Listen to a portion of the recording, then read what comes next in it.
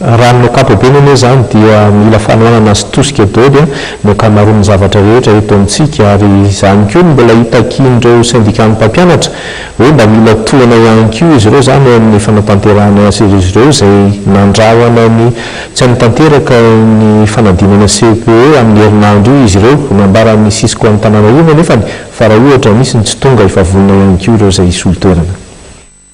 Vonina hiatrika ny fanatanterahana ny fanadinana ara-panjakana izay atao amin'ny talata izao ny fari-piadidim-pampianarana eto Antananarivo renivohitra. Manomboka androany no nanatanteraka ny fivoriana mialohan'ny fanadinana izy ireo ary toy amin'ny alatsinainy izao.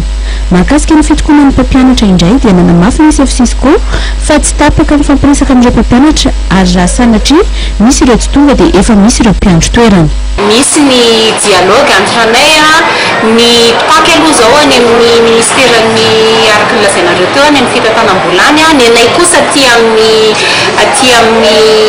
fanomanana ny fanadinana hatreto aloha mbola tsisy mpampianatra raha ny atao fari-piadidim-pampianarana Antananarivo renivohitra hoe tsy anaty tosan'izay fa hatreto dia mbola ao anatin'ny fanomanana tanteraka ny fiatrenana izay fanadinana izay raha sanatria misy moa tsy tonga misy foana ihany ny antsoinay hoe mpiandro toerana any anivon'ireny fitoeram-panadinana tsirairay ireny ny afatrafatra ho an'ny mpiadina hiatrika ny fanadinana CPE rehetra dia izao na ho an'ny indray aman-dreny ihany koa efa vita ny taom-pianarana izay efa betsaka ny ezaka natao fa tonga amin'izay zany ny fotoana hiatrehana n'ilay fanadinana dia tony tsara rakizy rehefa miatrika ny fanadinana aza mataotaotra fa tsy misy zavatra hafa any fa ny zavatra mianarana tany am-pianarana ihany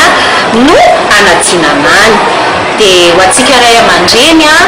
mangatsika ny andro dia ampanaovy akanjo mafana ny ankizy. Nahampy betsaka ny mpampianatra sy ireo mpianatra ny fanadinana andrana na ahafahana manarina ireo lesoka. Mikasika ny lazavana kosa indray dia efa eny amin'ny boribory tamin'ny polisy pirenena avokoa ireo laza adina ho an'Antananarivo renivohitra.